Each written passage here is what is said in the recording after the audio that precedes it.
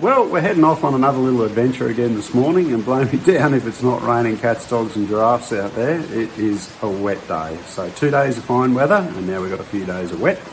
Doesn't really help us much with the filming. But anyway, when is a Morris commercial vehicle not a Morris commercial vehicle?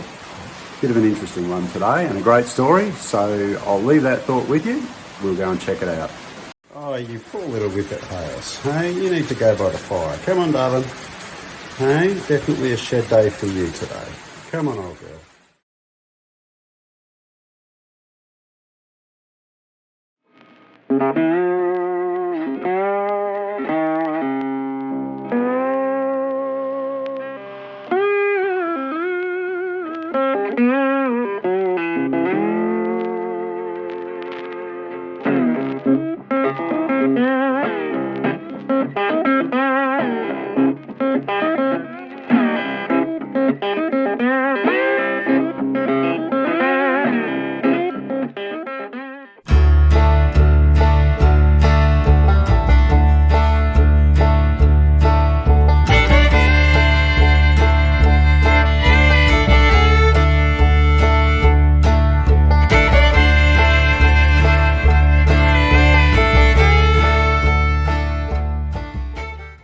Well, we're out in the always magnificent Ringarooma Valley this morning in Tasmania's northeast, and we're here to check out David's little Morris utility. It started its life as a sedan, but through a lot of hard graft by David and his mates, they've turned it into a slightly stretched utility, and more importantly, it's a really practical daily drive, which David used for a number of years. Anyway, we'll let David tell the story, and I'm sure you're going to enjoy this one. Hi, I'm David. This is my little Morris, 58 Morris Ute, or pickup as they say in Britain. It's one of two cars that were originally done by a father and son who were panel beaters in Kwinana in WA, and they did a stretch in the cab. Basically the difference being mine has got the windows behind the drivers and passenger doors, and the other one is solid. This car was my daily driver in Perth for a good 15 years. I've had the car going on 30 years now, apart from a small break in Adelaide.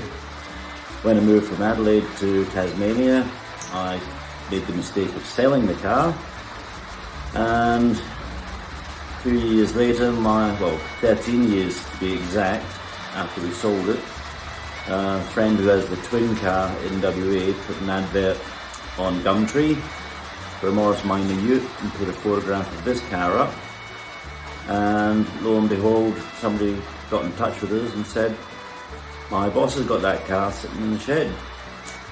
So we approached the guy, asked him if he wanted to sell it, and yeah, luckily he said yeah, he's quite happy to sell it. So I bought the car back again, same price that I sold it for, believe it or not. But yeah, we got the car on the car transporter, shipped her over here, and yeah, obviously been sitting in the shed for quite a while, been neglected, quite a bit of rust damage on the roof, and yeah, wasn't running too well. We sort of did a little bit of work here on it, new radiator, messed around with the carbs, but yeah, the carbs are still playing up. So our plan is to get the timber work done on the sides of the car and get it back on a truck, send it over to WA, and that will go to my mate's workshop over there, where we will pull out the motor on it, clean it all up, redo all the engine bay, sort the bodywork up, and hopefully get it back to some kind of pristine condition. Rightio, the engine bay on the Beast, as you can see, it's a little bit different. We have power boosted disc brakes on the front end of the car. Datsun 120Y 1500, well, not 120Y, it's actually A series 1500 Datsun motor with twin Hitachi carbs, which are a copy of the SUs, probably not quite as good a copy as the SUs as we would like, because we've had a fair bit of problem getting them to run, and we've rebuilt them, and yeah, we're still having a few dramas with them. New water pump, new starter motor. When we started working on it, we'd get one thing fixed, and next thing, another thing would go, and then another thing would go. So we just had to keep going. So we got to the stage now where she is drivable, and yeah, it will run. And yeah, she's sounds a little bit different to the original Morris Minor, but.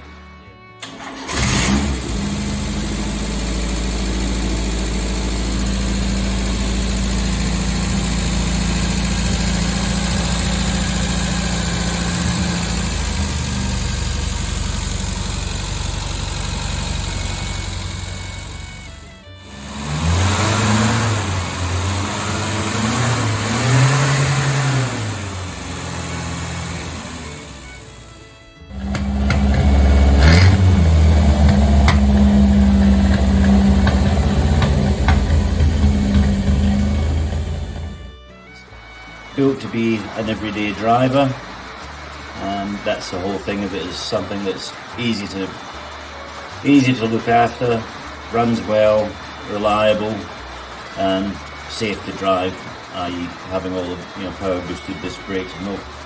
No point in putting a bigger, better motor into it and then not be able to stop the damn car, because the Morris brakes were something different.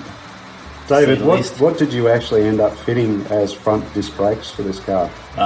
It's a conversion that you can actually buy through some of the Morris Minor shops and what have you. It's actually Tirana discs that are on the front of this. You can get a couple of different versions of discs to go on them. It also has, pretty hard to see, but yeah, it has telescopic shocks all round as well. And that's another kit you can buy. And also down, you can't see it, but it's got an anti-sway bar on the front as well. And yeah. So she's ready to race, David. Not quite, but yeah, when she's running, right? When she's up and running, yeah, she surprises a lot of people. So you've certainly got a lot of affection for this car. Oh yeah. You hold it pretty dear. Yes, yeah. Anybody that goes and tracks down a car that they used to own and puts a bit of effort into finding it again is pretty passionate then about. That was just amazing. I couldn't believe it when you rang me up and said I found the car. What? Yeah, so. I mean, you're probably lucky in respect that the car is a little bit unique. It's got all the mod cons on it. It's got heater, bloody wipers, windscreen wiper washers and what have you, so yeah. She really is a daily drive. It is a daily drive, yeah. We've upgraded the lights, we've got, well, not done the headlights yet, that's on the cards, but the LED indicators front and back, just to make it so that people can actually see it. Having that little stretch in the cab makes a huge difference. Just that little bit of extra leg room. Yeah. Something I definitely look for in British vehicles. Yeah, well, a mate who's got the workshop in Perth, he has one that's a standard ute, except the back end of it's a little step side trays put on it. His is a Datsun 1500. It's got hand-built fuel injection intercooled turbo on it.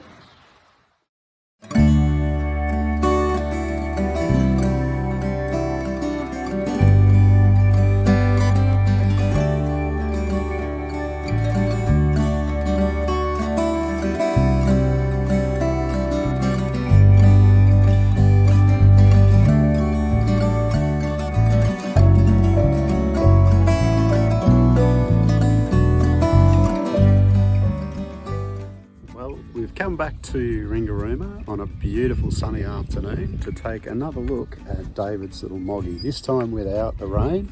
And wow, she may be a project car for David and in need of some repairs, but I tell you what, she's a lovely looking little rig, and you can just tell how much work went into this rig initially.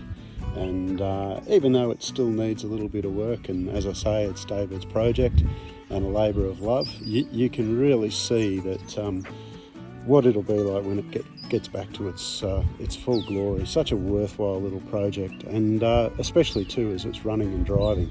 So we're actually going to take this for a bit of a spin with David this afternoon and just enjoy it. Take it out for a little bit of a thrash around the town, and yeah, just see how this little twin carb monster performs.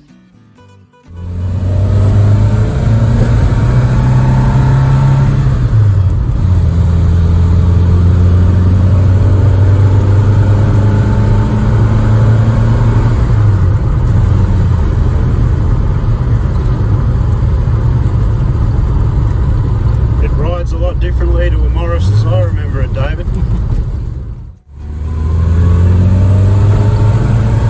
She's quick off the mark. I keep relating it to the little lorries I've driven, mate. I tell you what, she handles well too on those corners.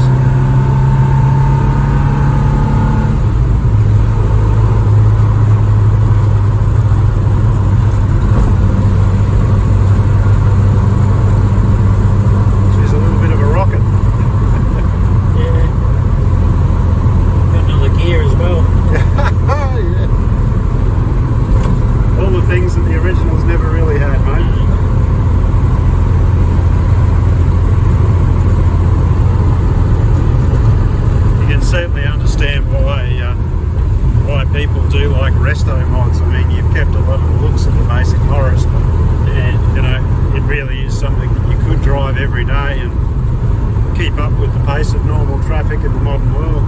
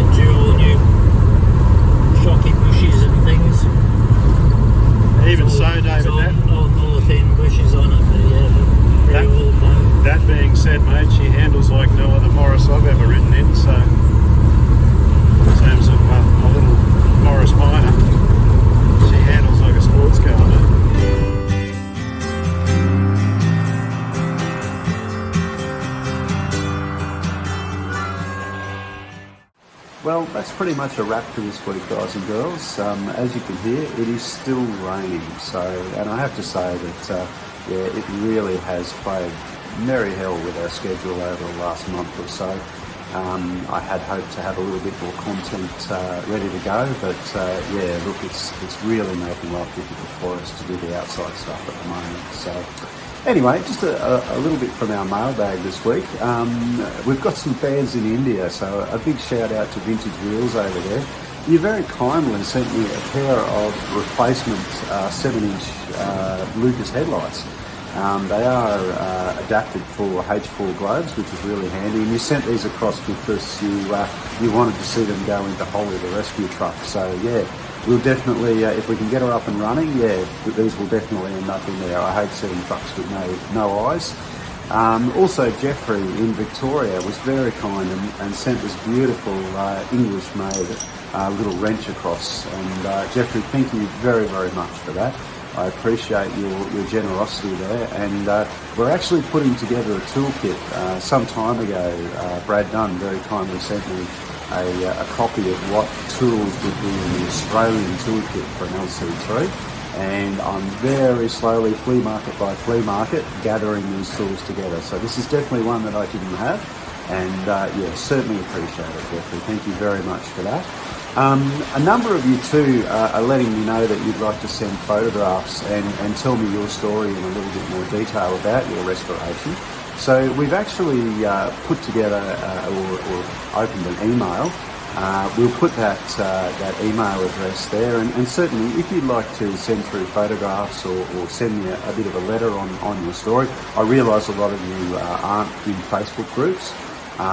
The other way to reach me, of course, is through the two Morris commercial clubs that are on Facebook, which I'm pretty active in. So by all means, you're welcome, and you do reach out through those groups to me through personal messages. So keep them coming, guys. I try and read every single one. And yeah, look, happy restorations. Stay safe in all this wet weather, and we'll see you for the next one. Cheers. Brad Dunn Vintage Truck Supplies. Stopping squeaks and fixing leaks, guaranteed every time.